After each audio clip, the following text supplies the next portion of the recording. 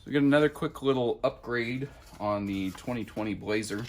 I ordered these from an eBay seller, and these are, I think they're like Cricut cut or laser cut tint. These are blackout tint for these white sections on the rear taillights. I thought they were pretty cool. Again, I'm kind of going black on black, blacking out this vehicle, and these are something that really stick out. So one of the directions from the seller says that I need to make sure these are really good and clean to start. So we're going to clean those first. And the second thing that they said is these should only be applied above 70 degrees. Now, it's the end of January here in Kansas, and I think our ambient temperature today is about half of that. So I got my heat gun out here, and we're going to heat up both the decals as well as the surface after we get everything cleaned. So hopefully that works. I can get this hot enough to where I can work the tint and get everything adhered well. So we're gonna try it. So to start, I've got a little bit of 99% isopropyl alcohol. It's nice to use alcohol because it will evaporate and it doesn't leave any residue. So I'm just using a clean paper towel, get all the way above and below it, and go over that. Now once I've gone over it, I want to make sure that I don't touch it, that I don't leave any oils from my hands, my fingers, anywhere on there. And while I've got it wet on the paper towel, I'm going to go ahead and do both sides. Now again, the alcohol will evaporate, but I think once I hit this with the heat gun to warm up the surface, anything that's left will for sure evaporate off of there.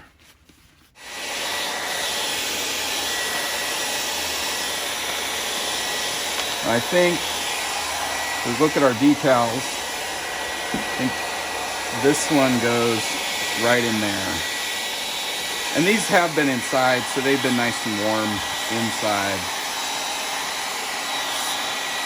This is just to help them out a little bit. And you'll see as soon as you hit the paper with the heat gun, see how this is kind of tight curled? And as soon as I get some heat on it, that whole paper just kind of relaxes and it'll stay open.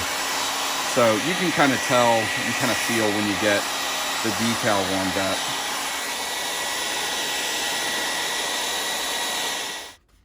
Now the listing for these did say that they are somewhat repositionable, but it said not to use any kind of water or like the soapy water or the spray in doing this. So I'm going to try to limit really how much I'm touching it.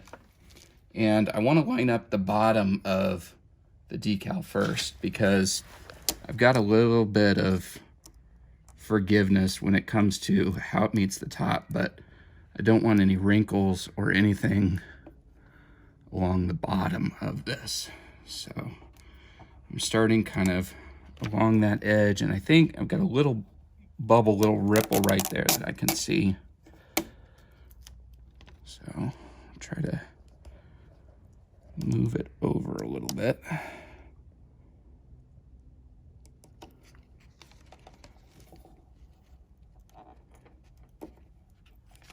And I think that's actually looking pretty good. Now I'm going to hit it with the heat.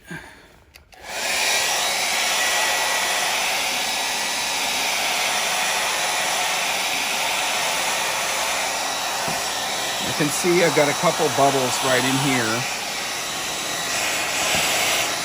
So I just want to hit that with some heat. And then I kind of want to press and work those up to one of the edges.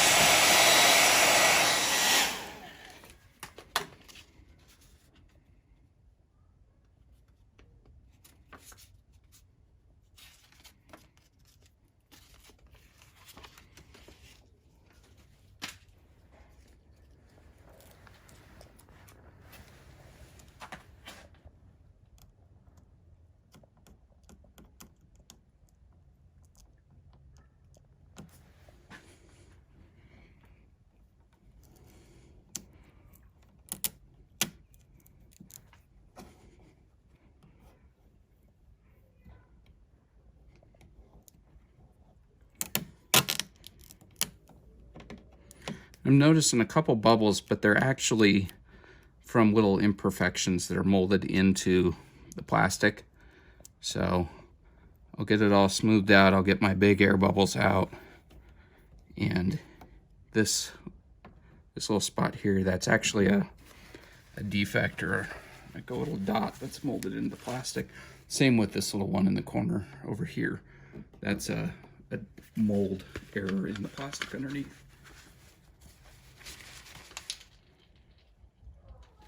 A little bit of alcohol. Go over that one more time. So now I've got my passenger side done as well. So these were really easy to do. They appear to be cut, you know, pretty perfect for what the light is.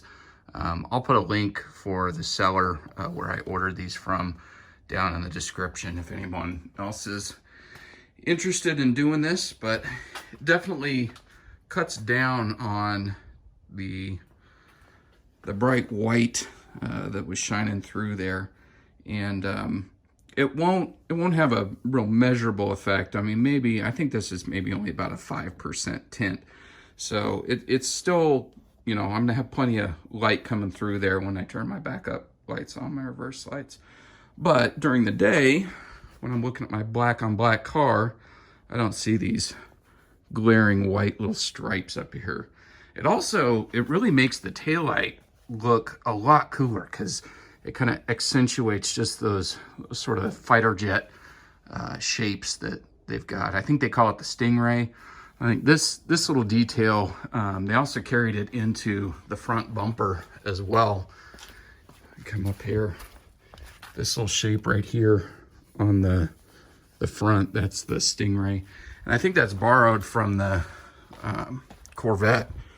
And that's why they call this the Corvette of SUVs. But just a pretty simple little upgrade. Takes a few minutes over the weekend.